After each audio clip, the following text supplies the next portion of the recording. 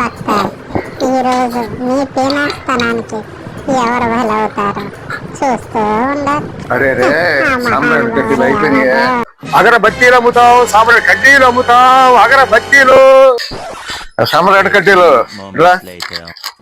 వస్తున్నానండి. బాబు పిలిచారా బాబు?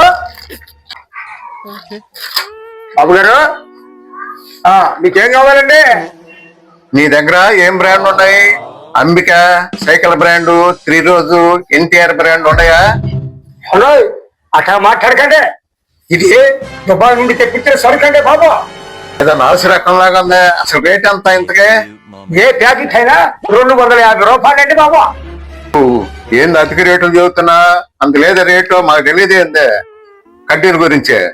కావాలంటే ఈ కడ్డీ ఎరిగిస్తానండి, వాసన చూసుకొని తర్వాత డబ్బులు ఇవ్వండి. ఇదిగోండి అట్టాడు బాబు. మళ్ళీ కారవచ్చిన రూపాయి తీసుకోను. ఇదిగోండి. ఇదిగో దేవుడిని అడిగి వస్తా, దేవుడి దగ్గర పెట్టి వాసన వస్తే మొత్తం తీసుకుంటా. తీసుకోండి బాబు. సరుకు ఓకే పోరండి తొందరగా. రాండి బాబు. ఏంటి పైన మనిషి రాట్లేదు, ఏకే పోయి ఆ లోపలే తుంకున్నాడు. భలేవాళ్ళు లేకున్నాడు. అమ్ము గురకబెట్టి నిద్రపోతున్నాడు. ఎవడే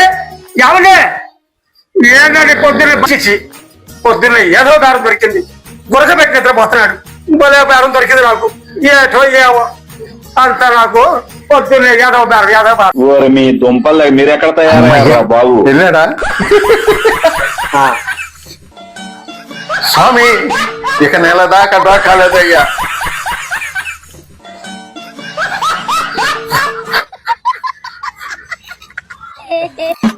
భక్త పాపం ఆ సాంబ్రాణి కడ్డీలు అమ్ముకునే వాడికి 1 రూపాయి వచ్చింది అనుకున్నా. పొద్దున్నే నీ కళ్ళల్లో పడ్డాడు. పాపం వాడు బలైపోయాడు.